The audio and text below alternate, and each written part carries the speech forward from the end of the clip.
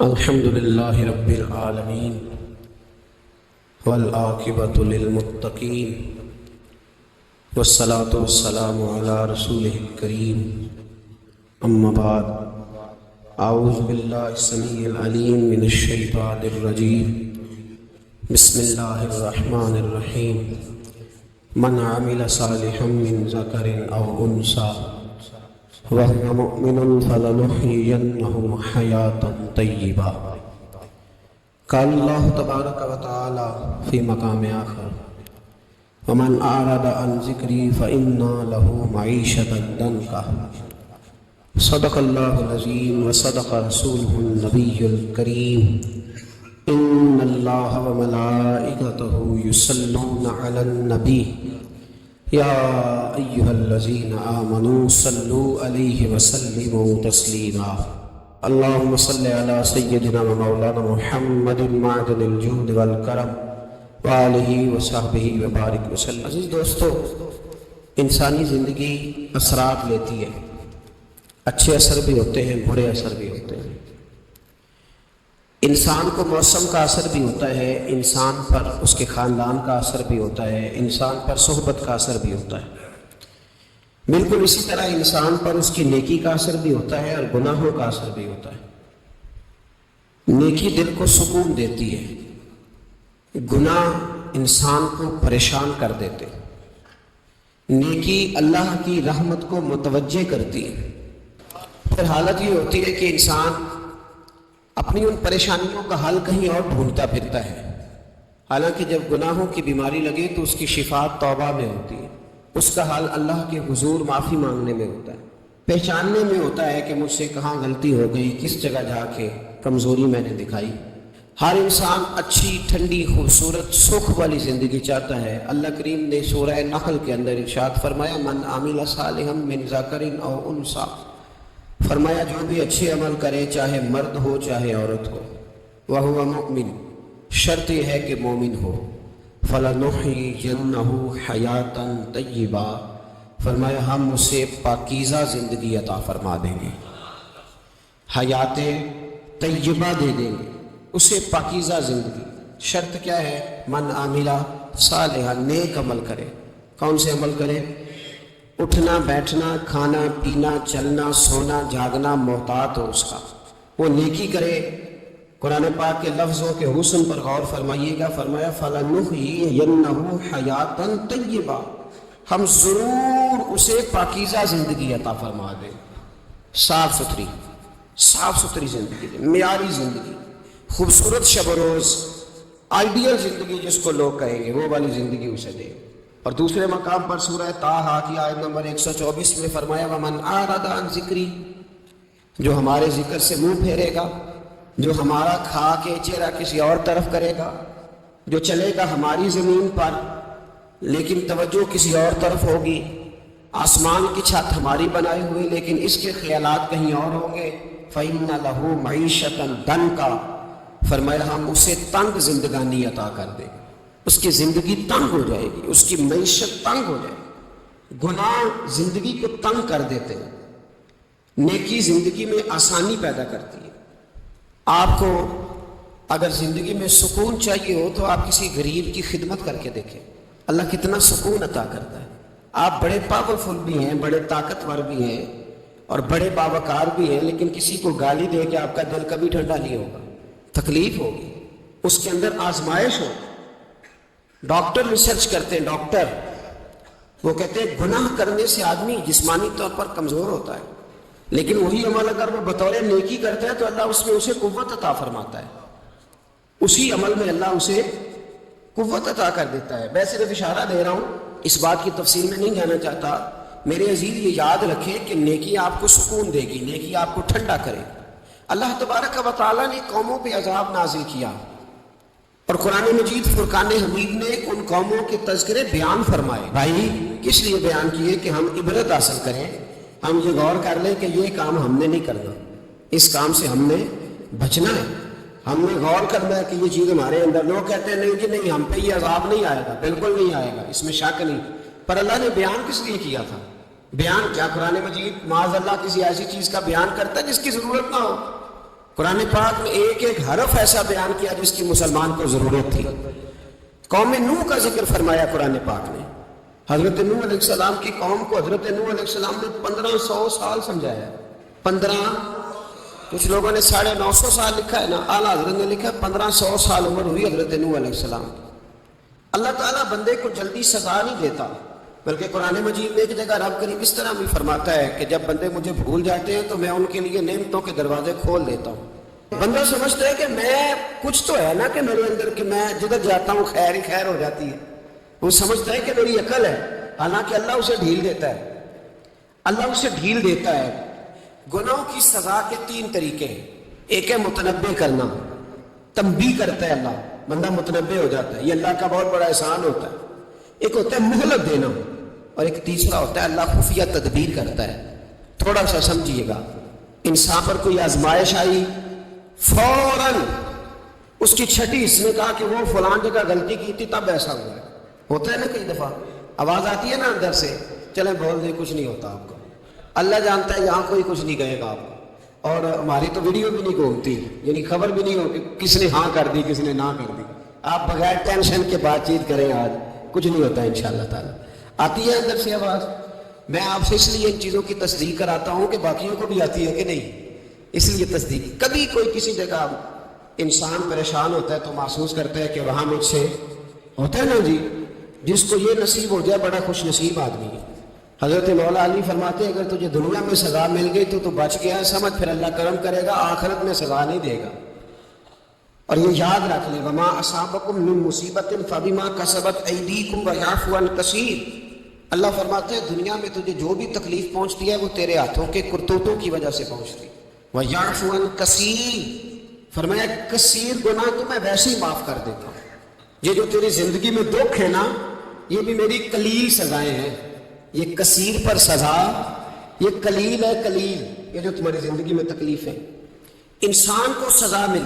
حضرت فضیل بن عیاض رحمۃ اللہ تعالیٰ علیہ گھوڑے پہ بیٹھے تھے، گھوڑا شرارت کرنے لگ گیا، اچھلنے لگ گیا، کودنے لگ گیا. تو حضرت فضیل بن عیاض نیچے اترے، ایک کونے میں جا کے نماز کی نیت باندھ لی، 2 رکعت نماز پڑھی، پھر دیر تک استغفار پڑھتے رہے، روتے رہے، دعا کرتے رہے. واپس آئے، خادم عرض کرنے لگے حضور سمجھ نہیں آئی، گھوڑے نے تھوڑی سی شرارت کی، وہ بدکا ہے، آپ نے اس کو چھوڑا ہے اور چھوڑ کر کے آپ نماز میں لگ گئے. تو حضرت فضیل بن عیاض فرمانے لگے جب بندہ اللہ کی نافرمانی کرتا ہے نا تو جو چیزیں اس کی فرما بردار ہوتی ہیں وہ اس کی نافرمانی کرنے لگ جاتی ہیں. تو مجھے محسوس ہوا تھا کہ میں نے کہیں اللہ کی نافرمانی کی ہے، اس لیے ایسا ہوا ہے کہ میرے گھوڑے نے میری، تو میں توبہ کرنے لگا ہوں. اور آپ دیکھتا ہوں بیٹھ کے بھلا کیا ہوتا ہے، میں نے سچی توبہ، حالانکہ مجھے یاد نہیں کہ میں کہاں بولا، پر کھری اور سچی توبہ کی. دوبارہ گھوڑے پہ بیٹھے تو گھوڑا بالکل صحیح ہو کے ساتھ چلنے لگ گیا. میرے بھائی جب یہ تنبیہ ہے اللہ کی طرف سے، یہ متنبع کیا جاتا ہے کہ تو بعد آ جا. بہت ساری جگہوں پہ انسان کو وقتی طور پر اگر سزا مل جائے، نبی پاک علیہ السلام کی خدمت میں ایک صحابی آئے، بات مضبوط کر دوں، واقعہ سنایا ہے نا تو کچھ لوگ سمجھتے ہیں کہ یہ واقعہ ہے، تو میں ایک حدیث پاک امام بہقی کی لکھی ہوئی عرض کرتا ہوں. نبی پاک علیہ السلام کے ایک صحابی آئے اور ان کا سر پھٹا ہوا تھا، خون بہ رہا تھا. سرکار نے فرمایا کیا ہوا؟ عرض کی حضور ایک عورت جا رہی تھی، میری نظر پڑی، ابھی نظر پڑی ہے کہ میرے آگے ستون آ گیا تو میرے سر پہ لگ گیا. نبی پاک صلی اللہ علیہ وسلم نے فرمایا تیرے لیے خوشخبری ہے، اگر دنیا میں تیری غلطی کی تجھے سزا ملی ہے تو پھر رب تجھے قیامت میں سزا نہیں دے گا. پھر اللہ قیامت میں سزا، بعض گناہ ایسے ہیں جن کی یہاں بھی سزا ملے گی اور وہاں بھی ملے، لیکن میرے بھائی پہلی بات یہ ہے کہ اللہ تعالیٰ اس غلطی کی یہی سزا دے لے اور دعا فرمائے اللہ تبارک و تعالیٰ یہاں بھی معافی عطا فرمائے وہاں بھی معافی عطا فرمائے، اللہ درگزر فرمائے. لیکن میرے بھائی ایک تو یہ سب، ایک سزا یہ ہوتی ہے کہ انسان جب گناہ کرنے لگتا ہے تو اللہ نعمتوں کے دروازے کھولتا ہے، مہلت دیتا ہے. 500 سال تک فرعون کو مہلت دی. کتنے؟ یہاں جو 5 سال حکومت کر لیتا ہے وہ کہتا ہے سب سے قابل میں ہی ہوں، مجھے مہلت ملی ہوئی. 500 سال مہلت دی اللہ تعالیٰ. اور فرعون کی قوم پر پتہ عذاب کس طرح کیا ہے؟ ٹڈیاں مسلط کر دی اللہ نے. یہ گھومتی نہیں چھوٹی سی، ہم اپنی زبان میں اس کو کچھ لوگ مختلف ناموں سے یاد کرتے ہیں، کوئی مکڑی کہتا ہے، کوئی کچھ کہتا ہے، مسلط کر دی، جاتی نہیں. ان پر بنی اسرائیل کے ان مقابل جو فرعون کی قوم تھی ان پر الزام اس طرح کا عذاب آیا کہ مینڈک مسلط کر دی اللہ تعالیٰ نے. برتن کھولتے تھے اندر مینڈک نکلتا تھا. دنیا کی ہر دوائی استعمال کرتے تھے لیکن مینڈک نکل آتا تھا. تھوڑا سا سمجھا کریں چیزوں کو. ہمارے رنگ نہیں زیادہ گورے کہ ہم پر عذاب نہیں آتا. کوئی بہت زیادہ اللہ تعالیٰ معاف فرمائے دولت نہیں جمع کرا بیٹھے شاہی خزانے میں کہ ہم سے پوچھا نہیں جائے. یہ مہلت ہے, مہلت کو مہلت سمجھو. پھر جب پکڑ آتی ہے نا اللہ کریم کی, میں نے دیکھا ہے کروڑوں روپیہ 6 اولادیں. ایک شخص کے بچے باہر سے آ رہے تھے, وہ بندہ بیمار تھا. مجھے کہنے لگا حضرت جی دعا کریں میں ان کے آنے سے پہلے مر جاؤں ورنہ آ کے مجھے مار دیں گے. دعا کریں. اتنی بے سکونی, کروڑوں روپیہ پڑا تو یہ عذاب نہیں؟ کوئی ضروری ہے کہ پتھر برسیں گے تو سمجھ آئے گی؟ یہ سگا بیٹا بوڑھے باپ کے قریب سے گزر جاتا ہے, سلام نہیں لیتا تو اس کو عذاب نہیں سمجھتے؟ یہ جو امت کی بیٹیاں, امت کی بچیاں, ہماری بچیاں ایک سال کے اندر 75,000 ہزار بچی ایک ڈویژن سے بھاگ کے شادی کر رہی ہے اور ایک صوبے سے, تو اس کو آپ اللہ کا عذاب نہیں سمجھتے؟ یہ معمولی بات ہے؟ نہیں ہمارے رنگ ہو رہے ہیں, ہم بڑے سمارٹ ہیں. 1500 سال مہلت دی نوح علیہ السلام کی قوم کو. کتنے سال؟ بول کے بتائیے, بول کے دوبارہ بولیے. 1500 سال. کوئی آدمی اپنی سمارٹنیس پہ خوش نہ ہو جائے کہ 20 سال ہو گئے میں تو نافرمانی بھی کر رہا ہوں, روٹی بھی پک رہی ہے, میں تو حرام بھی کھا رہا ہوں, پھر بھی سب ٹھیک ہے. 1500 سال مہلت دی. پھر حضرت نوح کہنے لگے اللہ میں نے تو بڑا سمجھایا نہیں باز آتی. تو رب کریم نے فرمایا کشتی بناؤ. اللہ کے پیغمبر کشتی بنانے لگے تو قوم مذاق اڑانے لگ گئی. اب کیا کرنے لگے ہو؟ اب کشتی بنانے لگے ہو, خیر تو ہے, قوم مذاق اڑا رہی ہے. حضرت نوح علیہ السلام کا آپ نے کشتی بنائی, پانی کہاں سے نکلا؟ نہ بارشیں ہوئی نہ سیلاب آئے. ایک تنور تھا اس کے اندر سے پانی نکلنا شروع ہو گیا. کبھی تنور سے بھی پانی نکلا ہے, پر جب نکالنے والا چاہتا ہے تو وہاں سے بھی ایک تنور سے پانی نکلا. اتنا نکلا, اتنا نکلا, اتنا نکلا کہ قوم ساری ڈوب گئی. قرآن مجید کے صفحات شہادت دیں گے کہ حضرت نوح کی قوم کا بچہ بہ گیا. بچے صرف وہ تھے جو حضرت نوح کے ساتھ ہو گئے, تباہ ہو گئی. اللہ بے نیاز ہے, بے نیاز. 1500 سال مہلت ملے اور تو پھر بھی کہے رب بڑا کریم ہے معاف کر دے گا. 1500 سال تجھے گنجائش دے اور تو کہے کوئی نہیں, بات معافی ملنی چاہیے ابھی بھی. میرے بھائی, حضرت صالح علیہ السلام کی قوم, حضرت صالح نے تبلیغ شروع کی تو کہنے لگے پہلے معجزہ دکھاؤ. جی آج تو اتنا لوگ معجزے مانگتے آج بھی لوگ کرامتے اور معجزے. اللہ معاف کرے, جو چیزیں معجزہ تو ہو نہیں نہ سکتا, لیکن آج بھی لوگ, آپ یقین کریں, کہتے ہیں یہ بڑی نمازیں پڑھتا ہے تو پھر بخشا کیوں نہیں گیا, پھر کیوں نہیں منو سلوا کیوں نہیں اترا اس پر, پھر میں بھی اسی طرح ہی ہوں, کیا اس کے اندر خوبی آ گئی؟ مولوی بھی ویسے ہی ہے, صوفی بھی ویسے ہی ہے. لوگ مانگ نہیں رہے, لوگ دلیلیں مانگ نہیں رہے, ابھی بھی لوگ بحث نہیں کرتے. کیا فرق آ جائے ابھی, ویسے ہی ہیں سارے. اللہ تعالیٰ سے ڈرنا چاہیے. ہمیں سامنے والے کی طرف دیکھ کر صحیح ہونے کا حکم نہیں ہے, ہمیں اپنی اصلاح کا حکم ہے. اپنی طرف دیکھ کے اپنے آپ کو ٹھیک کرنے کا. الزام لگا کے گزر جانا اس کا کوئی مطلب ہے؟ سنو اور یاد رکھو. حضرت صالح علیہ السلام سے کہنے لگے پہلے معجزہ دکھائیں, تو حضرت صالح علیہ السلام نے فرمایا اونٹ کہاں سے پیدا ہوتے ہیں؟ کہاں اونٹنی کے بطن سے. فرمایا آؤ میں تمہیں پہاڑ کے اندر سے اونٹنی پیدا کر کے دکھاتا ہوں. کہاں سے؟ پہاڑ کے اندر سے. حضرت نوح ساتھ لے کے گئے تو پہاڑ کے اندر سے اونٹنی نکلی, اور اونٹنی بھی گابن تھی, اس کے پیٹ میں بچہ, اور اونٹنی اتنا دودھ دیتی تھی کہ ساری بستی دودھ پی جاتی تھی, پھر بھی دودھ بچ جایا کرتا تھا. لیکن حضرت نوح علیہ السلام نے فرمایا اب تم نے دیکھ تو لیا یہ اسے, یہ جتنا دودھ دے گی روٹی بھی اتنی کھائے گی. ایک دن تم سارے پانی پیو گے, ایک دن یہ سارا پانی پیا کرے گی. ایک دن تم سارے باقی جانوروں کو گھاس کھلاؤ گے, ایک دن یہ اونٹنی. اور اونٹنی کا نام کیا؟ ناقۃ اللہ, اللہ کی اونٹنی. کس کی اونٹنی؟ نام کیا ہے؟ اللہ کی. یہ اللہ کی اونٹنی. تو حضرت نوح علیہ السلام کی اونٹنی. فرمایا اس کی بے ادبی نہ کرنا. باز نہیں آئے لوگ, باز نہیں آئے. کہنے لگے جی دودھ دینا تو ٹھیک ہے, پر یہ جو سارا پانی پی جاتی ہے نا یہ صحیح نہیں. یہ جو ساری گھاس کھا جاتی ہے یہ نہیں ٹھیک. دودھ دینا تو ٹھیک ہے پر یہ نہیں صحیح. آپ نے فرمایا اسے کچھ نہ کہنا, اللہ کی اونٹنی ہے. میں کہا کرتا ہوں ان لوگوں نے ناقۃ اللہ کی بے ادبی کی, حضرت نوح علیہ السلام کی اونٹنی کی ٹانگیں کاٹ دی صالح علیہ السلام کی. اور دیکھو اللہ بڑا بے نیاز ہے، اگر پیدا کرنا جانتا ہے تو حفاظت کرنی نہیں جانتا. لیکن رب کریم نے فرمایا نہ کرنا. انہوں نے ان کے پیر کاٹ دیے، کانوں پہ چھریاں لگائیں. اونٹنی جب مر گئی، اونٹنی اللہ تبارک و تعالیٰ کی وہ اونٹنی جب مر گئی تو حضرت صالح علیہ السلام کی قوم پر رب کریم نے زلزلہ بھیجا. اذا زلزلت الارض زلزالہا، جب زلزلے آئیں گے اور جب ان کا زلزلہ آنا ٹھہر، زلزلہ آتا ہے نا، کیا کرتی ہے قوم؟ لا الہ الا اللہ، لا الہ الا اللہ، کلمے جاری ہو جاتے ہیں. بلکہ ایک دفعہ ایسا بھی ہوا کہ مسجدوں میں اعلان ہونے لگے زلزلہ آ رہا ہے. جو فجر کے لیے نہیں اٹھے زلزلے کے لیے وہ بھی اٹھ گئے.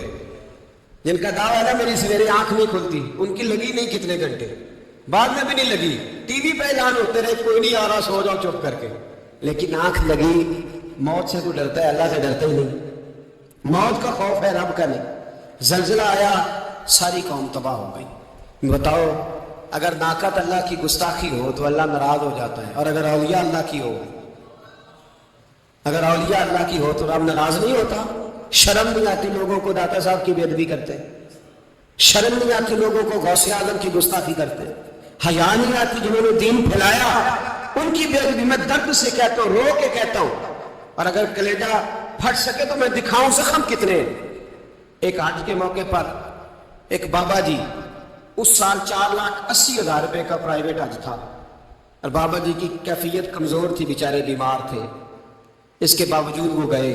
بوڑھے آدمی، جا کے بیٹھیے، بزرگ، اور کتنی مشکل ہے وہاں مینا، مزدلفہ، عرفات، طواف زیارت، کتنا مشکل کام ہے طواف زیارت کرنا، طواف وداع کرنا. کس کٹھن سے حج کیا، بڑھاپے میں، پیسے نہیں لگائے.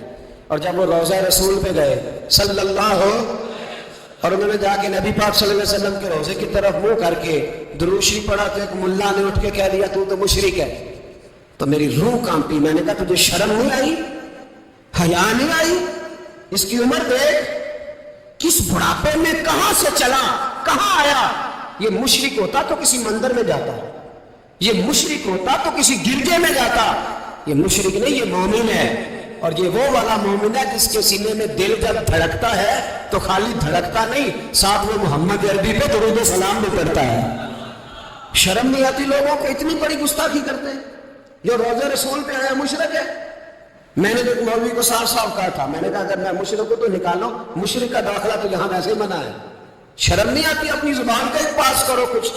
اتنا ظلم، اتنی بڑی فرقہ واریت امت میں، اتنا امت کو تقسیم کرتے ہو، تمہیں شرم نہیں آتی؟ جہاں سے اتحاد کا پیغام دینا چاہیے وہاں سے تم لوگوں کو فرقے کا پیغام دیتے ہو، ایک مخصوص فرقے کی تبلیغ کرتے ہو. خدا را تو میں کہہ رہا ہوں ناقت اللہ کی بے ادبی پہ عذاب آتا ہے، تو اولیاء اللہ کی بے ادبی میں نہیں آتا. داتا صاحب سارے دن کی تبلیغ کرتے رہے، ایک آدمی نے اٹھ کے کہہ دیا جناب وہ تو شرک کا اڈا ہے، تو رب کریم ناراض نہیں ہوتا ان باتوں سے. ہمیں خیال کرنا چاہیے، اللہ سے ڈرنا چاہیے. ان چیزوں سے عذاب آتا ہے اور آ رہا ہے. اللہ تعالیٰ ہمیں محفوظ فرمائے. اللہ ہمیں اس سے، قوم لوط پہ بھی عذاب آیا. ہم جنس پرستی، مرد مردوں سے بدکاری کرتے ہیں. حضرت نوح نے سمجھایا کہ یہ کام درست فطرت کے خلاف ہے، یہ کام درست نہیں. جب انسان یہ کام کرتا ہے تو زمین اور آسمان کانپتے ہیں. اب میں کیسے کھول کے بتاؤں، میرے پاس اعداد و شمار ہیں کہ پاکستان کے اندر اس کام کی کیفیت کیا ہے اور کس طرح کر کے لوگ، میں تو رونا روتا رہتا ہوں داڑھی کا. لوگ کئی دفعہ کہتے ہیں حضرت صاحب پہلے بھی آئے تھے تو داڑھی کی بات، پھر بھی آئے تو داڑھی کی بات. تو میں رونا روتا ہوں، اس لیے روتا ہوں کہ جو کلین شیو نوجوان ہوتا ہے وہ امرت کے حکم میں ہے، اس پر وہی حکم لگتا ہے جو عورت پہ لگتا ہے. اس کے ساتھ مرد کا اٹھنا بیٹھنا اسی طرح ناجائز ہے جس طرح عورت کے ساتھ. حضرت جنید بغدادی رحمت اللہ تعالیٰ علیہ کے سامنے ایک شخص نے کہا وہ کتنا خوبصورت نوجوان جا رہا ہے، تو آپ فرمانے لگے تو حافظ قرآن نہیں؟ کہا ہاں. فرمانے لگے کہ آپ نے حفظ کی خیر بناؤ. وہ شخص کہتا ہے میں نے اس بغیر داڑھی والے کلین شیو نوجوان کو بری نظر سے دیکھا، مجھے قرآن پاک ہی بھول گیا، سارا قرآن پاک بھول گیا. اور کتنے سال میں دعائیں کرتا رہا، بیت اللہ کے طواف کرتا رہا، میں یاد بھی کرتا تو نہیں ہوتا. کیسے؟ اب تو ہمارا نعت کہاں بیوٹی پارلر سے ہو کے آتا ہے. ہم کسی اور کو کیا پیغام ہو، وہ پیغام، وہ نظام، وہ طریقہ کار جس کا حکم تھا شریعت میں. قوم لوط پر عذاب آیا. صحیح بیٹھتے ہوں گے بچے جو موٹر سائیکلوں پہ بیٹھتے ہیں. میں نے گجرانوالہ کی سڑکوں پہ بچوں کو نوجوانوں کو جو تماشے کرتے ہیں سر عام دیکھا ہے تو مجھے ڈر لگتا ہے. اور کوئی روکنے والا نہیں، شغل ہو رہا ہے، ہنس رہے ہیں اور سامنے عورتیں بھی ہیں، سب ہو رہا ہے. کتنی تکلیف کی بات. حضرت نوح کی قوم یہ کام کرتی تھی، قرآن پاک نے بیان کیا ہے. حضرت نوح نے سمجھایا، فرمایا رب کریم نے تمہیں اپنی خواہش پوری کرنے کے لیے جائز طریقہ عطا فرمایا، عورتوں سے نکاح کرو، اور اس نکاح کی برکت سے جو اللہ تمہیں اولاد دے گا اس کو اللہ تبارک و تعالیٰ تمہارے لیے باعث بخشش بھی فرمائے گا. لیکن جب قوم نہ مانی تو جو قوم لوط کا عمل کرے اس کا علاج قرآن نے بیان فرمایا کہ آسمان سے پتھر برسیں گے. پھر پتھر برسے اور جن کے بڑے بڑے اچھے دماغ تھے ان کے دماغ چکنا چور کر دیے گئے، تباہ کر دیے گئے، ان کے دماغ زمین پر بچھاڑ دیا گیا. اللہ مہلت دیتا ہے لیکن اس کا مطلب یہ نہیں کہ انسان توبہ ہی نہ کرے. حضرت شعیب علیہ السلام کی قوم پر بھی عذاب آیا، اس لیے کہ بددیانتی کرتی تھی، ناپ تول میں کمی کرتی تھی. میں نے کہا تھا شب قدر کی رات کہ یہ کوئی تماشا ہے کہ شب رات آئی تو ساری رات روتے رہے، یا اللہ معاف کر دے، یا اللہ معاف کر دے، رو رو کے چیخے مار مار روئے. شب قدر آئی تو پھر چیخے ماری، ساری رات روئے. تو جس بندے کا پروگرام ہی نہیں سویرے بدلنے کا، دکان پہ بیٹھ کے پھر وہی ناپ تول میں کمی، پھر وہ اللہ تعالیٰ معاف کرے. میں ایک مضمون پڑھ رہا تھا تو وہ فوڈ کے اسپیشل لوگ تمہیں لکھا تھا مہربانی کرو ملاوٹ ہی اچھی چیز کی کر لو، مرچ میں کیری تو نہ ملاؤ اینٹوں کی، وہ تو بیمار کرتی ہے، وہ تو خون کی آنتوں کو روک دیتی ہے. وہ کہنے لگا اور وہ کہتا میں تمہیں بتاتا ہوں کون کون سی چیز ملائی جا سکتی ہے، وہ ملا لو. خدا را اس قوم پہ رحم کرو، مہربانی.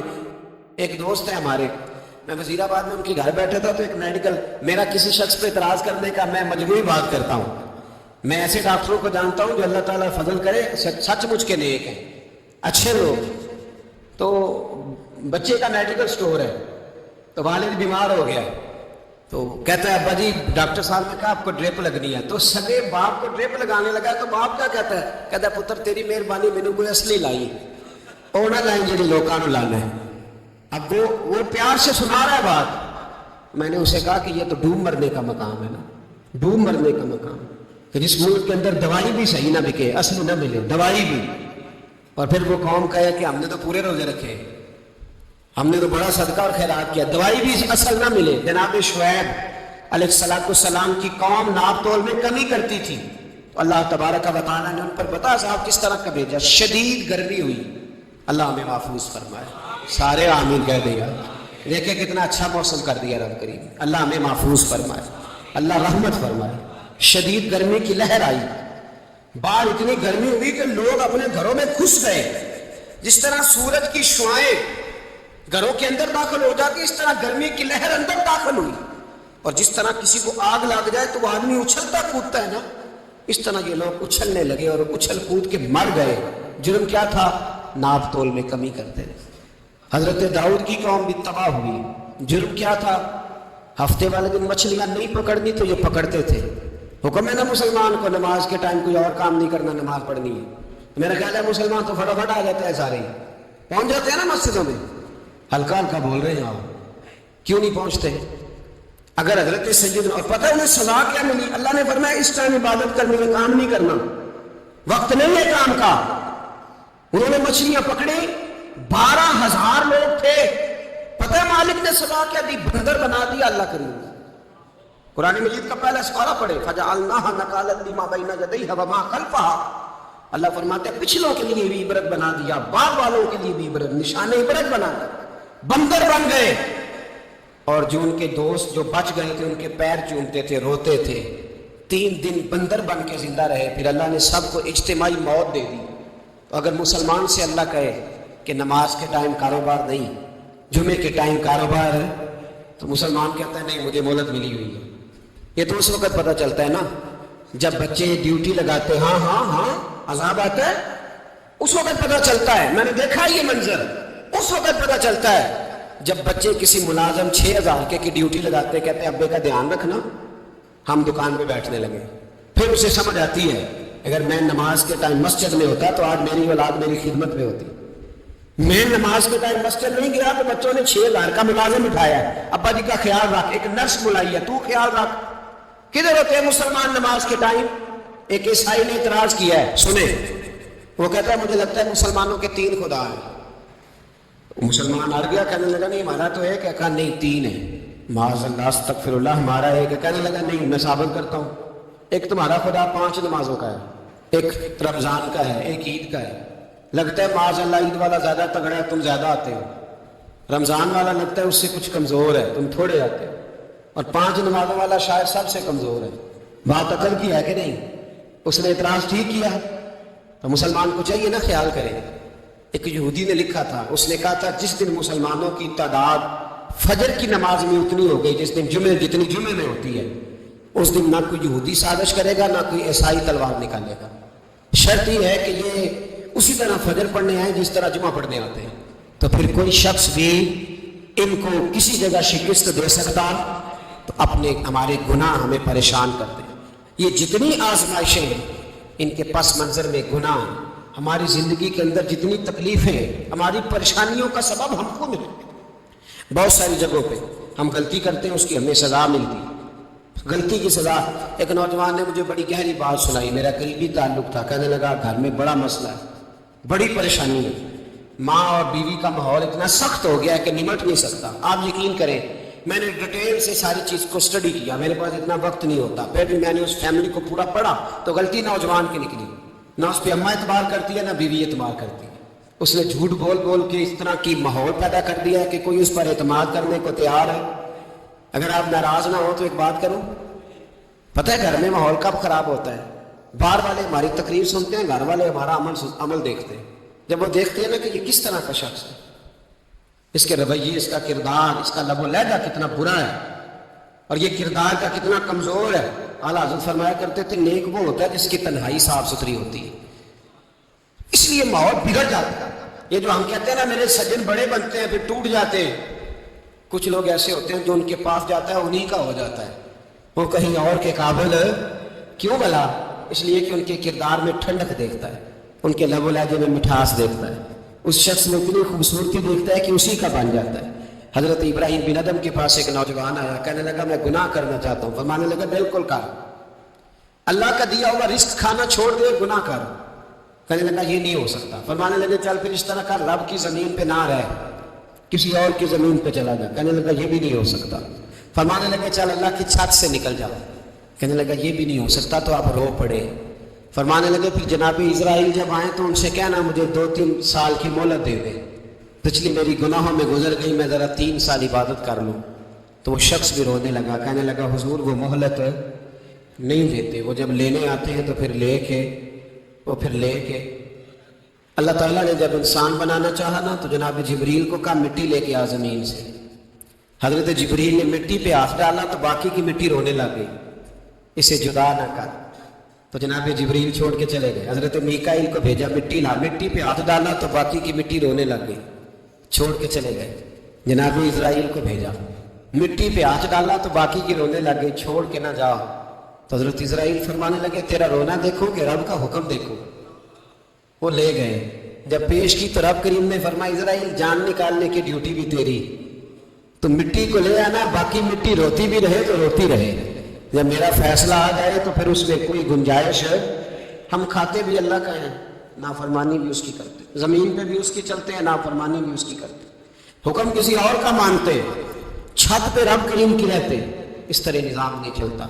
मेरे भाई याद रख लो, गुनाहों की सजा मिलेगी, जिंदगी तंग हो जाएगी, यहाँ भी आजमाइश होगी और वहां भी। मैंने दर्स पे कहा था, फिर बात कहता हूँ, ये मैं अपने लिए कह रहा हूँ, तवज्जो है मेरी बात पर।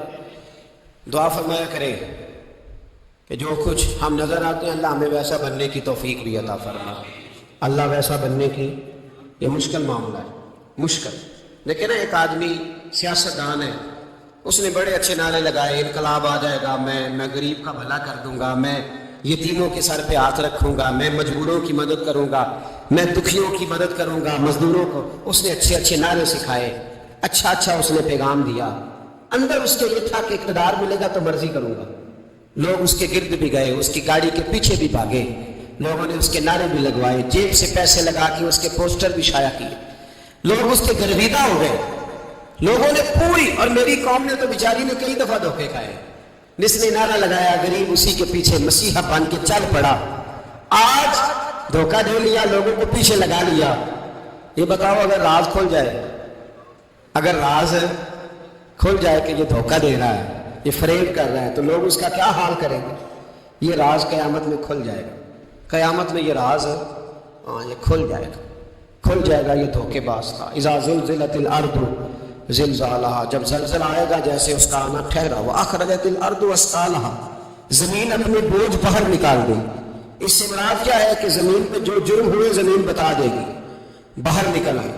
وقال الانسان ما لہا، انسان کہے گا اسے کیا ہوا، یہ تو سب کچھ بتا رہی، بوجھ باہر نکال دے گی۔ ایک آدمی پیر طریقت بن کے بیٹھ گیا، جبہ کپا پہن کے بڑی پگڑی باندھ کے بیٹھ گیا، اچھی اچھی نیک باتیں بتانے لگا، لوگ اس کی دست بوسی کرنے لگے، ہاتھ چومنے لگے، پیچھے لگ گئے، خدمت کرنے لگے، جیب سے نذرانہ دینے لگے۔ اس کے نام پر لوگ اپنی جیب سے لنگر پکانے لگے، خانقاہ کی خدمت ہونے لگی، مہمان اس کے آتے، نوکری کوئی اور کرتا۔ میں نے کہا تھا شاید اپنے لیے کہہ رہا ہوں، ڈیوٹیاں لوگ کرنے لگے، حالات بدلنے لگے، لیکن اس کے اندر تو چور تھا، وہ تو دکاندار تھا۔ تو یہاں جو اس کے پیچھے لگے تھے وہ تو سچے تھے، انہیں تو اجر ملے گا، لیکن اس کا جب راز کھلے گا تو بڑی رسوائی ہوگی۔ اس کا جب راز کھلے گا تو بڑی، ایک میری طرح کا دیندار تھا، جو چہرے کا تو نیک تھا، اندر پتہ نہیں کیا کچھ تھا۔ ایک طوائف گزر رہی تھی، اس نے اس کو تبلیغ کر دی، کہنے لگا بس کر دے، سیانی بن جا۔ تو کسی دانشور نے لکھا ہے اس نے بڑا سخت جواب دیا اس عورت نے، کہنے لگی بابا میں تو جو ہوں وہ نظر بھی آ رہی ہوں، تو بتا جو تو نظر آتا ہے وہ تو ہے کہ نہیں؟ اس بندے نے چیخ ماری اور بے ہوش ہو کے گر پڑا۔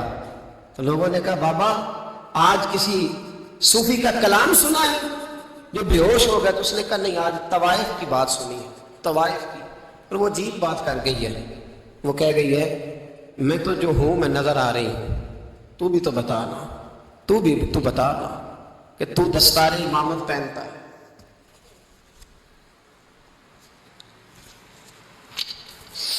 تو بتا تو جو کہلاتا ہے تو وہ ہے کہ نہیں؟ یہ وقال الانسان ما لہا، یہ راز قیامت میں کھلے گا۔ ہم جو کچھ بتا رہے ہیں نا اپنی زبانوں سے، ہمیں اپنے گناہوں کا احساس ہونا چاہیے۔ ایسا نہ ہو کہ جب سزا ملے تو پھر اس طرح کی ملے کہ دوبارہ کسی کو کوئی منہ دکھانے کے قابل نہ رہے۔ میرے بھائی یاد رکھیں اور سمجھیں، گناہ انسان کی زندگی کو تنگ کرتے ہیں۔ میرے نبی پاک علیہ السلام نے فرمایا جب تو جھوٹ بولتا ہے تو تیرے فرشتے کرامن کاتبین سائڈ پہ ہو کے کھڑے ہو جاتے ہیں، جب تو زنا کرتا ہے تو تیرے اندر سے ایمان نکل جاتا ہے۔ اور نبی پاک علیہ السلام نے فرمایا جب میری قوم میں ناانصافی عام ہو جائے گی تو قتل بھی عام ہو جائے گا۔ اور سن لو لکھ لینا یہ حدیث دل کی تختی پر۔ نبی پاک علیہ السلام نے فرمایا جب میری قوم میں بے حیائی اور بدکاری عام ہو جائے گی تو دو سزائیں اللہ دے گا، ایک تو جوان موتیں آئیں گی، جوان بچے کچھ بھی نہیں دیکھا چلے گا، اور دوسری سزا اللہ یہ دے گا کہ ایسی بیماریاں آئیں گی جن کا علاج نہیں ملے گا، ایسے امراض پھوٹ پڑے گا۔ اگرچہ میں آپ کو ایسی تقریر بھی سنا سکتا تھا جس پہ آپ بہت زیادہ محظوظ ہوتے، پر میں نے اس جمعے میں ایسا موضوع چنا ہے جس کا ہمیں خاص ضرورت ہے۔ بھائی دیکھیں تو صحیح کہ ایسا تو نہیں کہ ہم ان عیبوں میں مبتلا ہیں۔ میرے نبی کریم علیہ السلام نے فرمایا جب تم نیکی کا حکم دینا اور برائی سے منع کرنا چھوڑ دو گے پھر اللہ تم پر ظالم حکمران مسلط کرے گا۔ اور اگلے لفظ اس سے بھی زیادہ سخت ہیں، محبوب فرمانے لگے پھر تمہاری نیک لوگ دعائیں بھی کریں گے تو اللہ وقتی طور پر ان کی دعاؤں کو بھی قبول نہیں فرمائے گا، اس لیے کہ تم لوگوں نے نیکی کا حکم دینا اور بھلائی سے روکنا چھوڑ دیا۔ عزیزو یاد رکھو جب گناہ عام ہوتے ہیں تو پھر حالات بدلتے ہیں اور لوگوں کو سزا ملتی ہے ان کے گناہوں کی، بلکہ یہاں تک لکھا ہے کہ نیت خراب ہو تو سزا شروع ہو جاتی ہے۔ کیا خراب ہو؟ بولیے گا۔ نیت بھی خراب ہو تو سزا۔ حضرت رومی کہتے ہیں کہ ایک بادشاہ کو پتہ چل گیا کہ ایک آدمی نے بڑا اچھا باغ لگایا ہے، خوبصورت باغ ہے، مالٹے کا کنوں کا باغ بڑا پیارا۔ بادشاہ نے کہا ذرا جا کے دیکھتا ہوں۔ بادشاہ سلامت باغ دیکھنے آئے تو اب وہ مزدور آدمی تھا، عام آدمی تھا جس نے باغ لگایا، کسان تھا، اس کو کہا کہ چند کنوں توڑ کے لایا تو بڑے پیارے لگے۔ ایک دو اور لایا، کھائے، بڑے میٹھے، بڑے پیارے، بڑے توانا، بڑا مزہ آیا۔ تو بادشاہ کے دل میں خیال آیا کہ اس پہ قبضہ نہ کر لوں باغ پہ۔ ہمارے یہاں نا کرائے پہ دکان دیتا نا مالک، تو جب کسی غریب کی چل جاتی ہے کہتا ہے تو خالی کر، میں نے خود ڈال لی ہے، چل گئی نا اس کی۔ حالانکہ رزق اپنے اپنے نصیب کا ہے، رزق اپنے اپنے نصیب کا ہے، جس کو اللہ تعالیٰ چاہتا ہے عطا کرتا ہے۔ تو اس کو کہا کہ اور توڑ کے لا، اور دل میں خیال ہے کہ یار اتنا اچھا باغ ہے، قبضہ کر لیتے ہیں۔ ہماری حکومتیں قبضہ کر لیتی ہیں کہ چیز اچھی لگ جائے۔ اب وہ کسان 2-3 کنوں توڑ کے لایا، اس نے کھائے تو کھٹے نکلے، ترش تھے۔ کہنے لگا تجھے کیا ہو گیا ہے؟ تو بندہ بڑا صاحب دل تھا، کہنے لگا میں تو ٹھیک ہوں، آپ اپنی نیت سے پوچھیں کہیں خراب تو نہیں ہو گئی۔ تو کنوں میں بھی اس کا اثر آ گیا ہے، اپنی نیتیں بگڑ جائیں نا، نیتیں۔ اب ایک بات کہنے لگا ہوں، غور سے سننا۔ جب تک دو بھائی اکٹھے کاروبار کرتے ہیں، نیت ہوتی ہے کہ ہمارا گھر چلے گا، تب تک اللہ برکت دیتا ہے۔ اور جب اپنی اپنی جیبیں سمیٹنے لگ جاتے ہیں نا کہ یہ میرا 5,000 ہے، آج میں گیا تھا اگرائی کرنے، یہ میرا 10,000 ہے، آج میں نے زیادہ کی، جب وہ ٹٹولنے لگتا ہے پھر اس دکان سے بھی برکت اٹھ جاتی ہے، پھر وہاں سے بھی برکت چلی جاتی ہے۔ فَإِنَّ لَهُ مَعِيشَةً ضَنْكَ، فرمایا جب تو میں منہ پھیر لیتا ہے پھر تیری زندگی اللہ تنگ کر دے، پھر وہاں سے بھی برکت، خوبصورتی، اثر اٹھ جاتا ہے۔ ایک سنار نے گلی میں ایک یتیم چھوٹے سے بچے کو گھومتے دیکھا، تو سنار بے اولاد تھا، بچے کو اٹھا کے گھر لے آیا۔ 18 سال اس بچے کی پرورش کی، اس کو پالا پوسا، جوان کیا۔ سنار کے پاس وہ دکان پہ چلا جاتا، وہ کئی دفعہ دکان پہ رہتا، کئی دفعہ گھر میں رہتا۔ ایک دفعہ وہ دکان پہ تھا، بچہ گھر تھا، 18 سال کا جوان، اس کی بیوی اکیلی تھی۔ وہ جس نے ماں بن کے پالا تھا اس نے اسی پہ حملہ کر دیا، اس کا بازو بری نیت سے تھاما، بیوی چیخی۔ تھوڑی دیر گزری تو وہ نوجوان پیروں میں بیٹھ گیا، کہنے لگا اماں پتہ نہیں مجھے کیا ہوا۔ شام کو سنار آیا، بیوی چیخنے لگی، چلانے لگی، کہنے لگی آج عجیب بات ہوئی، جس کو میں نے جگر کا خون دے دے کے پالا اسی نے گندی نظر ڈالی۔ سنار محو حیرت ہے، بیوی کا خیال تھا کہ لاٹھ اٹھائے گا، ڈنڈا اٹھائے گا، نوجوان کو مارے گا، لیکن وہ رونے لگ گیا۔ اس نے کہا اب اس نے میرا بابو تھاما ہے، جانے کیا کیا ہے؟ پریشان ہونے لگ گیا، سجدے میں گر گیا، کہا تو بتاتا کیوں نہیں؟ تو وہ سنار کہنے لگا اس کی غلطی نہیں، 18 سال کے بعد آج مجھ پر بھی شیطان سوار ہوا تھا۔ ایک عورت آئی تھی، وہ اپنے بازوؤں میں چوڑیاں پہننا چاہتی تھی، تو میں نے بھی گندی نظر سے ہاتھ ڈالا تھا، رب کریم نے مجھے فوراً اس کی سزا دی۔ جن کے گھروں میں بیٹیاں ہوتی ہیں ان کی نظریں گندی نہیں ہوتی، جو بیٹیوں کے باپ ہوتے ہیں، جو بہنوں کے بھائی ہوتے ہیں، ان کی نظریں گندی۔ اور اگر تو ٹیلی فون کرتا ہے تو کسی عورت کے ساتھ تعلق رکھتا ہے تو یہ بات لکھ لے، امام فخر الدین رازی 1، علامہ اسماعیل حقی 2، ملا جلال الدین رومی 3، امام خازن 4، امام جلال الدین سیوطی 5 حدیث کے استاد اور محدث لکھتے ہیں کہ اگر تو کسی پر گندی نظر ڈالے گا تو تیرا گھر بچ سکتا، یاد رکھ نہیں بچے گا، اس لیے کہ تیری نظر کسی کی بیٹی کو بیٹی سمجھ تاکہ تیری بچی کا پردہ قائم رہے، کسی کی بہن کو۔ یہ کیا بات ہوئی کہ تو جتنا مرضی گند معاشرے میں پھیلاتا رہے تیرا گھر بچا رہے؟ یہ کیسے ہو سکتا؟ فَإِنَّ لَهُ مَعِيشَةً ضَنْكَ، اللہ فرماتے ہیں زندگی تنگ ہو جائے گی تیرے لیے مشکل، تو ڈھونڈتا پھرے گا کہ میں مرنے کو جگہ تلاش کروں۔ سچی توبہ کرے، کھری توبہ کرے۔ یہ گناہ انسان کو مجبور کر دیتے ہیں۔ حضرت عبداللہ بن مبارک رحمۃ اللہ تعالیٰ علیہ، ان کے سینکڑوں شاگرد تھے، ایک شاگرد کے انتقال کا وقت آیا تو گھر گئے ملنے۔ آپ کہتے ہیں میں نے زور لگا لیا پر اس کی زبان پر کلمہ جاری نہیں ہوا۔ میں اسے کہتا کلمہ پڑھ پر اس کی زبان پر جاری۔ اللہ اکبر، بہت بڑی نعمت ہے، دعا فرمائے اللہ ایمان کی موت عطا فرمائے، ایمان کی موت دے، اللہ کرے ایمان کی موت دے۔ ایسے بھی لوگ دیکھے ہیں، مسجد نبوی ہے، رسول اللہ کا شہر ہے، سر سجدے میں ہے، روح پرواز کر گئی، روح پر کہ کتنا نصیبوں والا ہے، کتنا نصیبوں والا کہ مسجد نبی میں سر سجدے میں رکھا ہے، اور اللہ تبارک و تعالیٰ نے محبوب کے قدموں میں موت عطا فرمائی۔ تو حضرت عبداللہ بن مبارک کہتے ہیں میں نے اس کو کہا کلمہ پڑھ، تو اس کی زبان پہ جاری نہیں ہوتا۔ میں بار بار کہتا تو وہ منت کرتا، کہتا حضور میں کوشش کرتا ہوں جاری نہیں ہوتا۔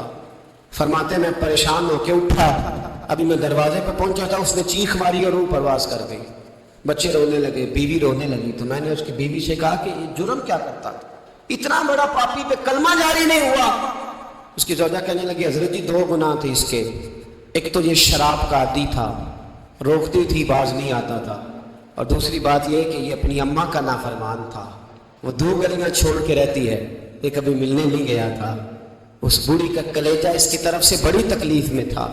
تو حضرت عبداللہ بن مبارک کہنے لگے جا تو بھی دعا کر، اس کی ماں کو بھی کہہ دعا کرے کہ یہاں تو یہ کلمہ نہیں اسے نصیب ہوا، اللہ کرے اللہ آخرت کی منزلیں اس کی بہتر فرما دے۔ میرے بھائی ایسے گناہ حضرت مالک بن دینار نے توبہ کی انہوں نے۔ کس طرح؟ فرماتے میں نشے کا عادی تھا، کسی نے مجھے کہا کہ بطور دوائی شراب پی لو تو میں نے پی لی، نشے کا عادی تھا، شراب پیتا تھا۔ اللہ تعالیٰ نے بڑی منتوں کوششوں کے بعد ایک بیٹی عطا فرمائی، وہ بھی 2.5-3 سال کی ہوئی تو پردہ کر گئی۔ کہتے میں اس کی قبر پہ بیٹھ کے گھنٹوں روتا، شراب کا عادی تھا۔ ایک دن سویا تو خواب دیکھتا ہوں کہ میرے پیچھے ایک بڑا سانپ لگ گیا، اور سانپ جب منہ کھولتا ہے تو انگارہ نکلتا ہے۔ میں پھر دعا کرتا ہوں اللہ ہمیں معاف فرمائے، اللہ ہم سے درگزر۔ میں کچھ قبرستانوں میں جاتا ہوں تو میں سانپ بچھو پھرتے ہوئے دیکھتا ہوں، تو ڈر آتا ہے کہ ہم یہاں آنے والے ہیں۔ یہ لوگ کہہ رہے ہیں کہ تمہاری تیاری ہے، کسی وقت بھی اعلان ہو جائے کہ چلو بھائی چلو فلاں صاحب کا جنازہ ہے، اٹھو۔ لوگ کہتے ہیں جلدی کرو، اور ایک کونے میں ایک شخص یہ بھی کہتا ہے کہ دیگ بھی رکھ لو مہمان بڑے جمع ہو گئے، اور ایک کونے میں لوگ یہ بھی کہتے ہیں کہ برف ٹھنڈی لے آؤ، لوگوں نے پانی بھی پینا ہے۔ پہلے اعلان ہوتا ہے کہ فلاں فوت ہو گیا، پھر اعلان ہوتا ہے جنازے کا ٹائم ہو گیا، پھر اعلان ہوتا ہے جنازہ اٹھایا جائے گا، اور پھر بات ختم ہو جاتی ہے۔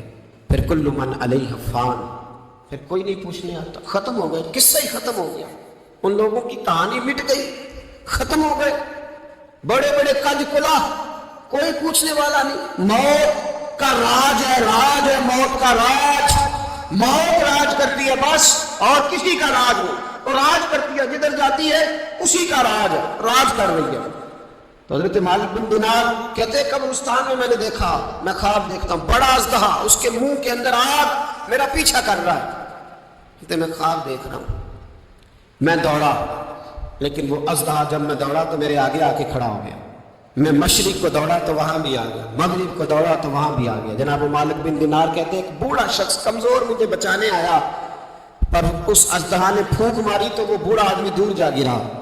کہتے میں چیختا تھا، چلاتا تھا، ایک پہاڑی پہ میں بھاگا گیا تو وہاں مجھے میری بیٹی ملی، مجھے فوت ہو گئی۔ وہ اس اژدہے کے آگے اس نے یوں ہاتھ کیا تو اژدہا پیچھے بھاگ گیا۔ میں نے بیٹی کو گود میں اٹھایا، میں نے کہا بیٹی یہ کون تھا؟ کہنے لگی ابا یہ تیرا برا عمل تھا، یہ تیرا برا عمل تھا، یہ تجھے کھا جاتا اگر میں نہ ہوتی۔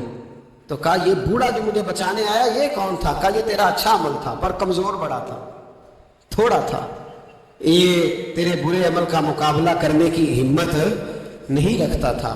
حضرت مالک بن دینار کہتے ہیں میری بیٹی نے خواب میں میری داڑھی پکڑ لی اور کہنے لگی ابا میں چاہتی ہوں تو صحیح ہو جا، ایسا نہ ہو کہ پھر تیرے پیچھے یہ اژدہا لگ جائے۔ حضرت مالک بن دینار کہتے ہیں جب میں سو کے اٹھا تو میری داڑھی آنسوؤں سے بھری ہوئی تھی، پھر اس کے بعد میں نے توبہ کی، اس طرح کی توبہ کی کہ پھر میں نے کوشش کی کہ دوبارہ میں اپنے رب کی نافرمانی نہ کروں۔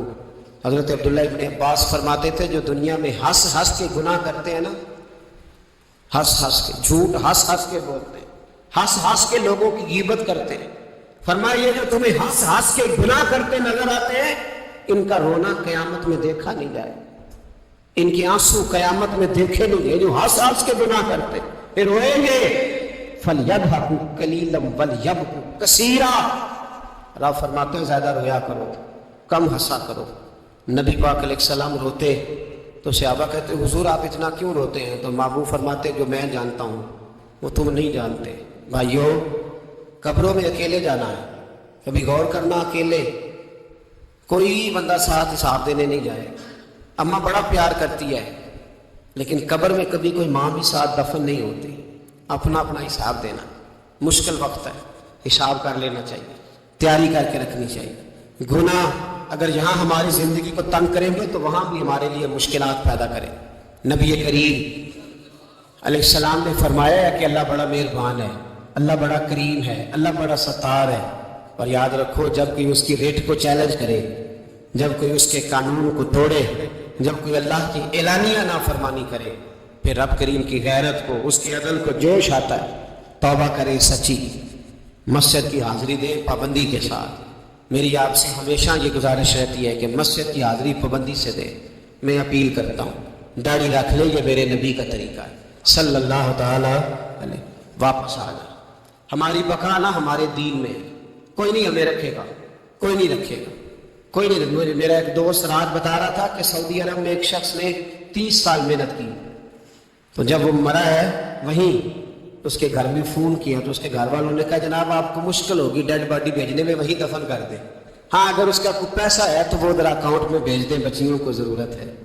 ओ भाई तू अकेला जाएगा, तेरे लिए मुश्किल हो जाए। अपने भी साथ यकीन करें, बच्चे दुआएं कराने आते हैं, कहते हैं हजरत जी दुआ करें अल्लाह अम्मा की सख्ती माफ़ कर दे। इसका मतलब क्या है कि अम्मा अब जाए, अब हमारा नंबर आए। बच्चे तो इंतज़ार कर रहे हैं कि अब्बा जाए और गद्दी पे हमारा नंबर आए। तैयारी है, अकेले जाना है, अकेले सख्त सा मरहला है, अकेले सारा कुछ फेस करना। आज तौबा करें, वहाँ के कीड़े यहाँ रह के मारे, अपने साथ जुल्म ना करें। हम इस काबिल नहीं कि वहाँ जाके मुकाबला कर सकें। बचें, अपने आप को महफूज करें, बचाएं। हिसाब अपना अपना देना है। किसी बाप ने अगर अपने बच्चों को हराम खिलाया तो बच्चे तो नहीं कह रहे थे ना कि हराम लेके आ, तो बाप ने हिसाब देना, वालिद ने। लिहाजा मेहरबानी फरमाएं, अपने ऊपर रहम खाएं, अपने आप को संवारें। आज जुमातुल विदा है, तौबा करें, अल्लाह के नेक बंदों की सोबत में बैठा करें, अच्छी बातें सुना करें ताकि दिल नरम रहे। उन जगहों से बचें जो गुनाह की तरफ लेके जाते, जुल्म से, ज्यादती से, जबर से बचें। अपने आप को अपने रब करीम की बारगाह में झुका दें। हमारा कहीं और गुजारा नहीं, कोई नहीं हमें पूछेगा। इकबाल रो पड़े आखिरी उम्र में, रो पड़े और अल्लाह की बारगाह में अर्ज करने लगे ना जहां में कहीं भी अमा मिली, जो अमा मिली तो कहाँ मिली, मेरे जुर्म खाना खराब, तेरे अफवे बंदा नवाज में।